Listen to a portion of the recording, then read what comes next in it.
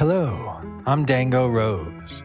Welcome to the Mountaineer Podcast, where everybody's listening.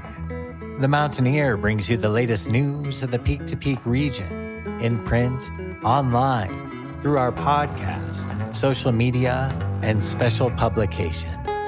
Now, listen in to the latest news of the area with our local journalists.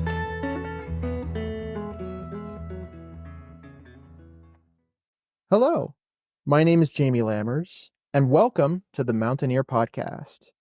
It's been a while since I've dedicated a segment to Some Words for the Week, the poems written by Alexander Shalom Joseph every week for the Mountaineer newspaper. I wanted to catch up on all of the poems that I haven't read yet, which means I'll be reading the majority of the poems from the month of July. The last segment I recorded, though, was the poem for July 3rd, which will not be included in this episode. Before we get into this massive segment of Some Words for the Week, our preliminary promotional announcements. If you haven't subscribed to The Mountaineer yet, and you're looking for something new to subscribe to, then be sure to head to the mtnear.com and click on the subscribe button in the top right corner of our homepage to support local news from peak to peak. If you're interested in being involved in the newspaper or the podcast in any way, shape, or form, then be sure to email myself at media@themountaineer.com and or our editor-in-chief, Barbara Hardt, at info@themountaineer.com, and we'll get something sorted for you. You can also ask us any questions about advertising or head to the mtnear.com/advertise to learn what packages are available. Now, let's get into Some Words for the Week. The poem is written for the month of July 2025. Thursday, July 10th. I remember the whole town quiet, and then bright and loud. It was not the fireworks alone, nor was it the concept of the holiday that made this something I looked forward to all year, but the fact that so many people here took an evening to pause our lives, our hurts, our worries, our petty small-town rivalries, and instead spent it on the scratchy grass of the baseball field, looking up at these flashes over the water, the neon blooms across the sky. And as the 4th nears again, years after this ritual has stopped,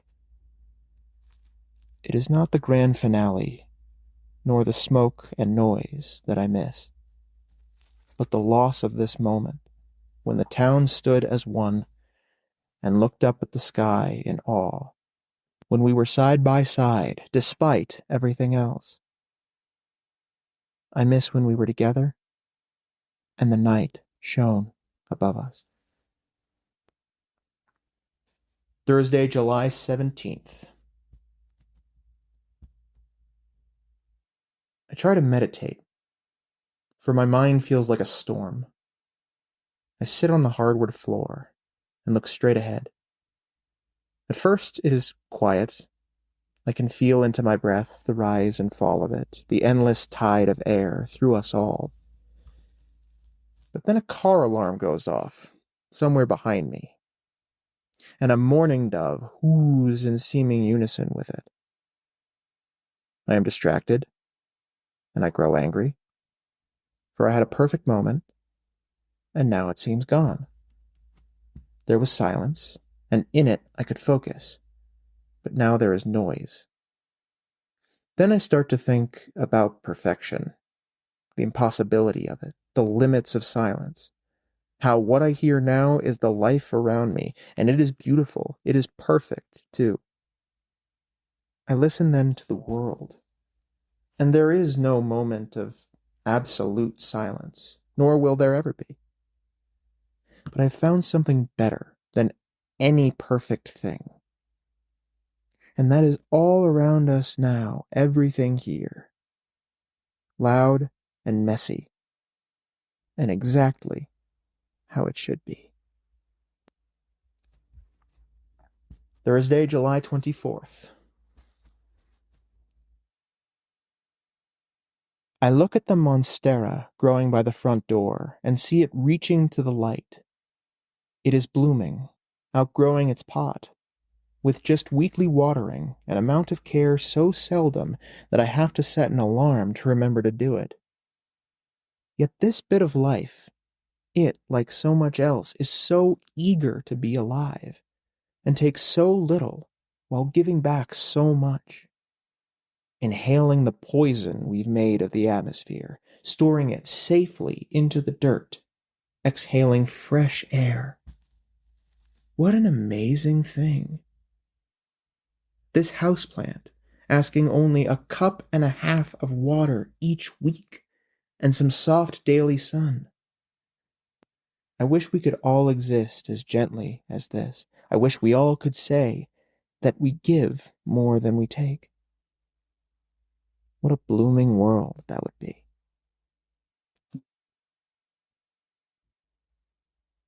Thursday, July 31st. For a place consisting of a main street, 2 gas stations, a Wild West history, and these pine-dotted peaks populated by those who've chosen to step away from society and most of the people in it, there's still a lot of love here. Despite the hurt we've brought from our pasts in the plains, there's a community here. So many stoves to sit beside, a few hallowed haunts to sip a beer in as the wind whips or the aspens green. We're all visitors here, but some stay for a long while.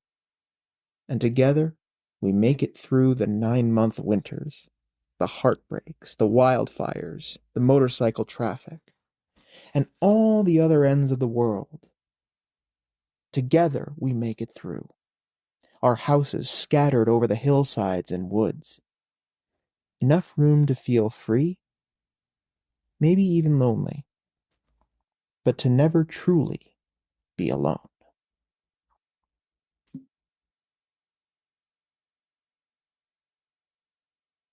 Thank you so much for listening to this segment of Some Words for the Week, brought to you by the Mountaineer Podcast. Again, if you want to hear the July 3rd Some Words for the Week, be sure to check out the previous Some Words for the Week segment. I'll see you guys very soon with the next episode of the Mountaineer Podcast. If you want to share this segment or others around with whoever you see fit, then be sure to head to the mtnear.com and scroll near to the bottom of our homepage, or head to the mtnearpodcast.buzzsprout.com, our podcast's main hub, to see a full archive of all of our episodes. I'll see you guys very soon. Have a great rest of your day.